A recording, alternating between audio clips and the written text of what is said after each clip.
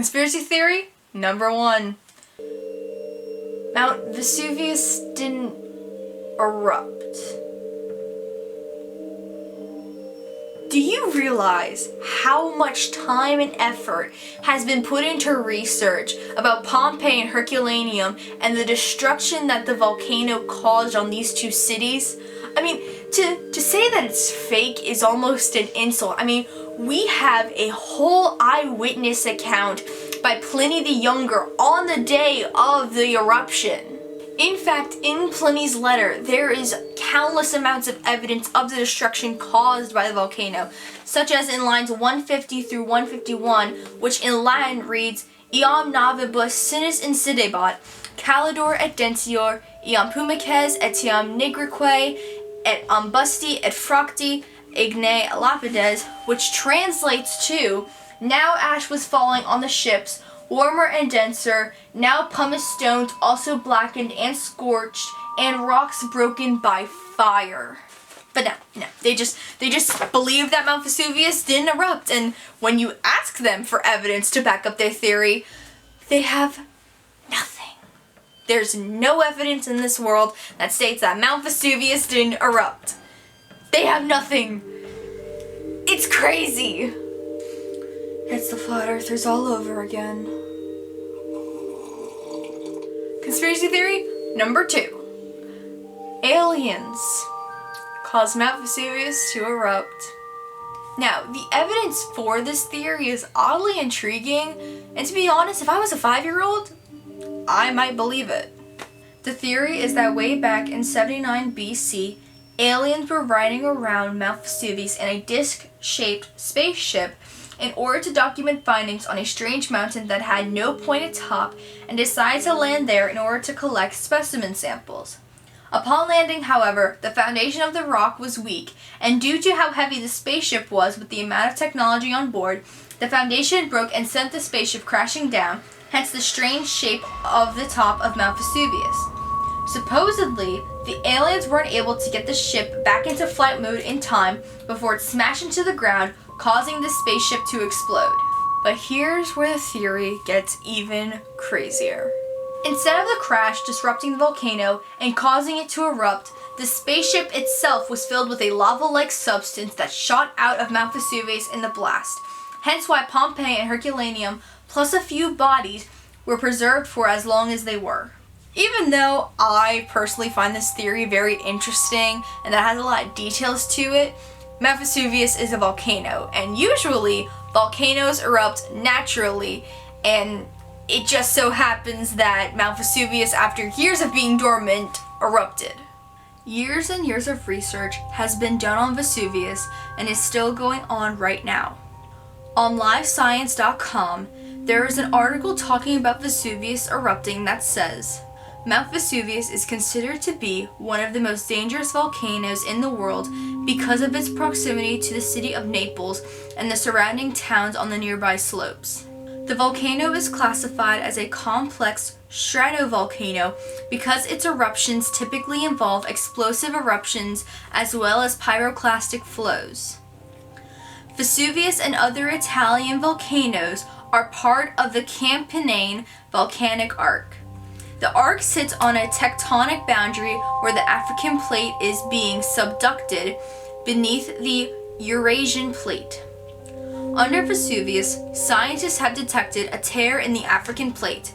This slab window allows heat from the Earth's mantle layer to melt the rock of the African plate, building up pressure that causes violent explosive eruptions. If you are interested more in that article, I will be leaving a link down below in the description box just because I only read a small chunk of it and the rest of the article is pretty interesting, but we don't have time for that right now. Also, I'm pretty sure that somebody would have seen something flying around in the sky and would have said something, or it would have ended up in Pliny's letter. Even though this theory is more or less a work of fiction almost, it makes you wonder, what other things could have aliens caused? If you believe them. I'm not judging if you believe them or not. Conspiracy theory number 3. The preserved bodies found at Pompeii and Herculaneum are actually victims of Medusa. In short summary, for those who don't know, Medusa is this gorgon, and if you look at her or you gaze at her, she turns you to stone. Her story is all complicated, and we don't have time for that. The theory is that the bodies found in the two ancient cities are not preserved bodies of victims, but instead victims of Medusa who were placed in these cities after the eruption in order to both make her existence inconspicuous and make room in her little den for future victims. Although, I hate to admit it because I have such a burning passion for it, Medusa is not real. And similar to Medusa, there are other works made by the Greeks and Romans that are mythology that are also not real. Because back then they weren't able to explain most things, and so they made stories and able to try and understand these concepts that they didn't have basic technology for or just couldn't comprehend at the time. Also, these bodies that have been dug up are being studied right now since scientists are trying to figure out what they might have looked like or what features they might have had, since all the skin and tissue has decayed off the bodies and has only left a husk of what was preserved behind. To do so, they're scanning the casts in more detail than ever before, taking high-resolution photographs and then x-rays of their bones locked inside. Conspiracy theory number 4. Pliny knew that Mount Vesuvius was going to erupt. For this last theory, I wanted to put it in just because thinking about it is absolutely insane to me, and honestly, I can find no information to debunk it. For context, all the way back then, there was a Roman god known as Vulcan. He was the god of the forge, but also associated with fire. Plus, his name is also seen as the word for volcano. A celebration called Volcanalia was held every year in honor of Vulcan during times of hot weather. During the celebration, there were bonfires, sacrifices, and offerings, and the day the ancient people would celebrate it on was August 23rd. The theory goes that on August 23rd, while Pliny the Younger and others were celebrating Volcanalia, he received a message of sorts from Vulcan himself, warning Pliny of what is to come because he favored Pliny over others. However, Pliny was not allowed to tell anyone, or else he would find himself burning alive until he died a slow and painful death.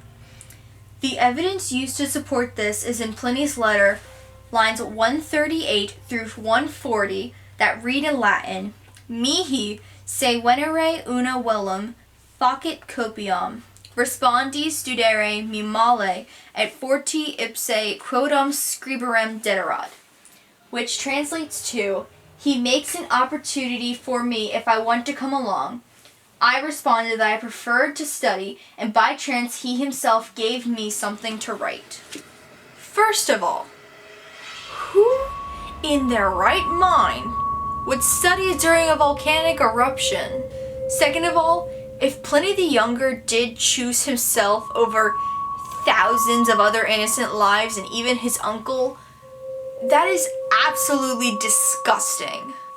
As I said, I don't have any evidence to disprove this or encourage this theory, except for the fact that Vulcan, he's a Roman god. The Roman gods were also made up to help explain things. But who's to say that some other deity, like someone you may believe in because I don't judge, told Pliny to sacrifice others for himself? Or maybe Pliny just kept the information privy to himself. Gosh, I can't imagine someone being able to make that choice or to sacrifice thousands for themselves, especially like family members. So I don't have anything to disprove it, but personally, I don't believe it. But that does end the theory, which also means that it's time for the end of the video.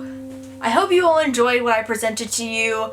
I know that looking into these theories, trying to find evidence to debunk them or evidence to enhance them was really fun to do, and I've learned a lot from this, and so I hope you have too. So thank you again for watching this video, and if you have nightmares tonight, I'm not responsible. You're the one that clicked the video.